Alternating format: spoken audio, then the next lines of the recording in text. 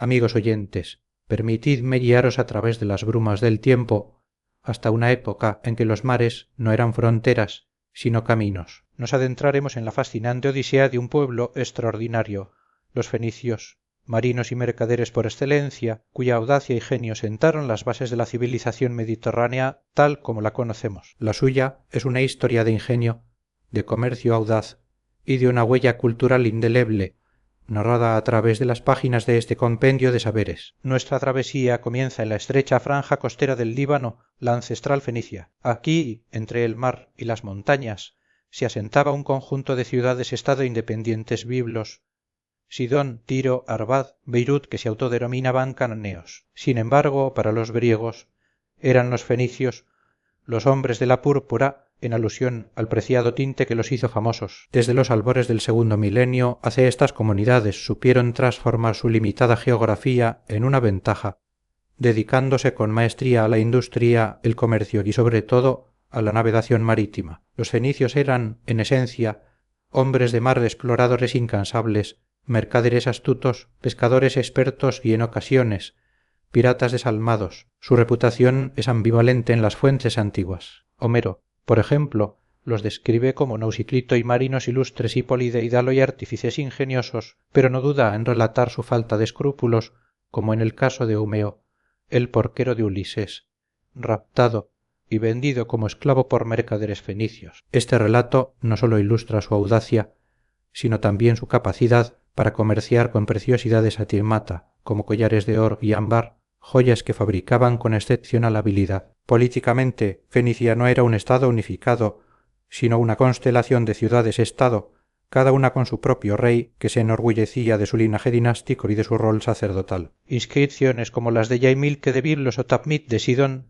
que se declaran reyes justos y rectos ante los santos dioses, testifican esta estructura. A menudo el monarca era asistido por un consejo de ancianos, representantes de las familias mercantiles más influyentes, lo que sugiere una forma de oligarquía donde el poder económico era un pilar fundamental. Esta élite mercantil poseía los recursos y la organización para construir y mantener flotas, financiar expediciones y asegurar los riesgos de sus largas travesías. La historia de las ciudades fenicias, y en particular la de Tiro, se entrelaza íntimamente con la de sus vecinos, los hebreos. La Biblia se convierte en una de las fuentes más ricas y fiables para comprender esta relación. El rey Irán de Tiro es un personaje central cuya ayuda fue crucial para el engrandecimiento de Israel. Primero, proporcionó operarios para el palacio de David y más tarde envió arquitectos y obreros especializados para edificar el fastuoso templo de Jehová en Jerusalén durante el reinado de Salomón. Pero la colaboración no se detuvo ahí. Salomón, rey de un pueblo ajeno al mar, soñó con expediciones transoceánicas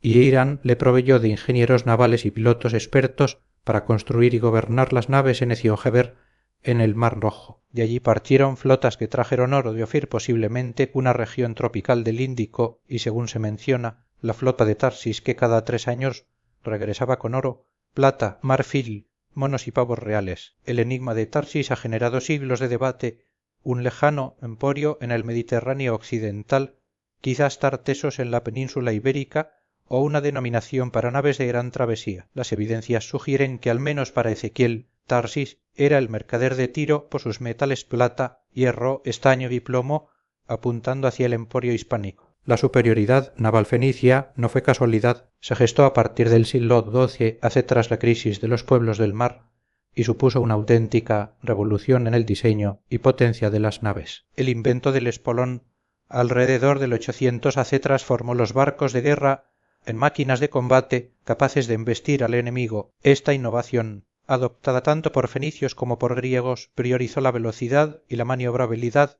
haciendo del remo el motor principal en un Mediterráneo de vientos impredecibles. La superposición de remeros llevó al nacimiento del birreme y en el siglo vie hacia el trirreme, el barco de guerra más prestigioso de la antigüedad. Los barcos mercantes, los aulos, eran más panzudos para aumentar su capacidad de carga, carecían de espolón y a menudo exhibían mascarones de proa en forma de cabeza de caballo o efigies de dioses enanos pataico y como protección. Más allá del comercio, los fenicios fueron pioneros en los descubrimientos geográficos. Su mayor hazaña fue la circunnavegación de África hacia el 600 AC por encargo del faraón egipcio Necao. Partiendo del Mar Rojo y regresando por el estrecho de Gibraltar, el periplo duró 3 años, con interrupciones para sembrar y recolectar. Heródoto, nuestro informador, consideró increíble que el sol estuviera a la derecha de los expedicionarios al doblar África, un detalle que para los geógrafos modernos avala la veracidad del hecho. Siglos después,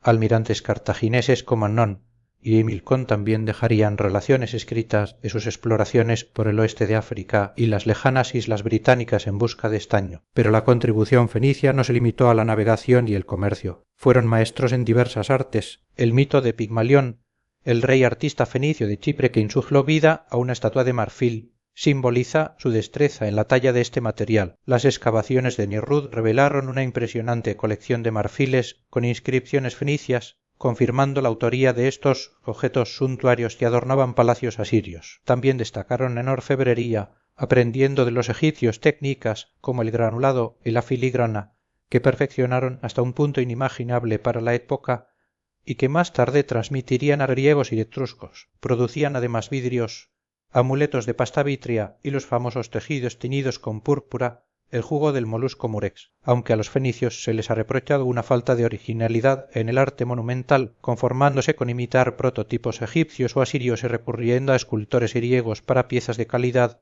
Su verdadero genio residió en las artes menores y sobre todo en su papel como difusores culturales. La más fecunda y perdurable de sus aportaciones fue el alfabeto, un sistema de tan solo 22 letras, infinitamente más sencillo que cualquier otra escritura de la época, que permitió democratizar la lectura y la escritura. Ya no era un privilegio de escribas, sino una habilidad al alcance de cualquiera, como atestiguan los numerosos grafitos en su cerámica. Aunque el origen preciso sigue debatiéndose, Biblos es la candidata principal, con la inscripción de Airances, 1000 AC, como el más antiguo testimonio conocido. La influencia cultural de Biblos fue tal que los griegos llamaron Biblios o Biblilon al libro y Bíblida a los libros por antonomasia. El alfabeto fenicio fue el padre del griego, del latino que aún usamos, del hebreo y del árabe, unificando culturalmente el Mediterráneo del primer milenio. La colonización fenicia, impulsada por la búsqueda de riquezas occidentales metales de Tartesos,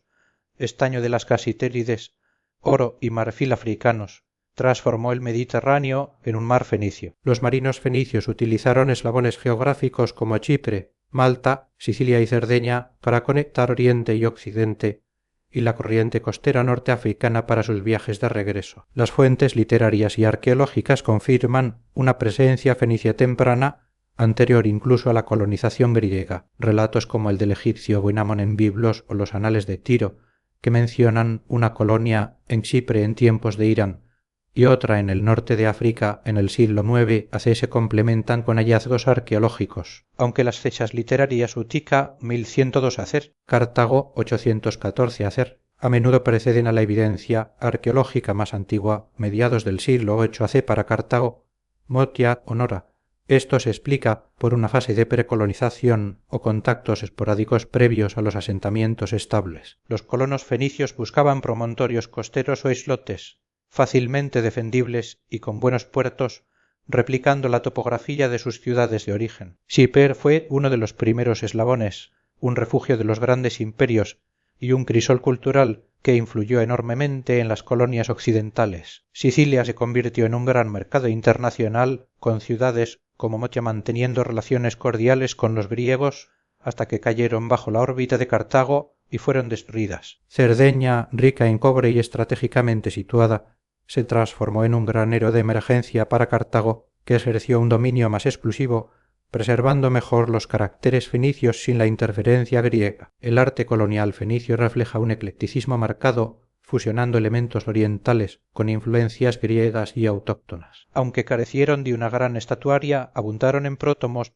terracotas, máscaras, bronces, sarcófagos y estelas funerarias. Se observa una evolución desde una iconografía egiptizante hacia un uso helenizante, con divinidades femeninas como Tenitas, Tarté adoptando rasgos griegos. Sin embargo, también persisten obras puramente fenicias, como la estatua acéfala de Motia o los marfiles de estilo orientalizante. En arquitectura, las ciudades coloniales mantuvieron el urbanismo oriental, puertos artificiales o cotón, casas de varias plantas, murallas dobles, aunque con incursiones griegas, capiteles dóricos, urbanística de Solunto. La religión también se manifestó en lugares altos al aire libre con betilos, y en los célebres tófex, recintos sagrados donde se practicaban sacrificios infantiles, tradición cananea que con el tiempo fueron sustituidos por ofrendas animales. Finalmente, la península ibérica, con sus fabulosas riquezas minerales, fue uno de los destinos más codiciados por los fenicios. La datación de sus asentamientos en Iberia ha sido objeto de intenso debate con fuentes clásicas como la fundación de Gadir-Cádiz hacia 1100 AC, que contrastaban con la escasez de hallazgos arqueológicos tempranos. Sin embargo, las excavaciones de las últimas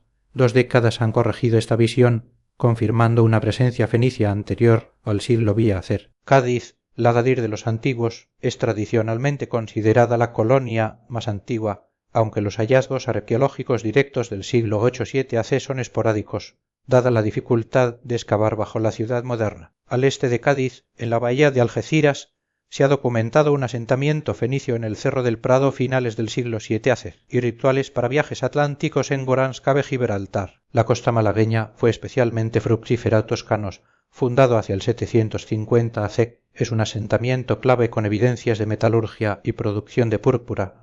Morro de Mezquitilla, siglo 8 AC, y las necrópolis de Trayamar, mediados del siglo 7 AC, con hipógeos de origen oriental, así como Guadalhorce, siglo 7 AC. Más al este, en Granada, la necrópolis de Almuñécar, siglo 7 AC, con sus urnas de alabastro y cartelas egipcias, y el asentamiento de Adra, Almería, siglo 7 AC, demuestran una cadena de fundaciones tempranas. En contraste, los yacimientos de la costa levantina muestran contactos comerciales con materiales fenicios, ánforas, trípodes, pero no asentamientos permanentes. La base económica de estas factorías fenicias en Iberia se centró en la explotación de los minerales, especialmente la plata de Tartesos, la metalurgia, la producción de púrpura y el intercambio de artículos de lujo: oro, marfil, bienes a granel, vino, aceite, tejidos y posiblemente esclavos. Los colonizadores provenían principalmente de Tiro, con influencias chipriotas detectables en la cerámica. Esta primera fase de presencia fenicia en Iberia,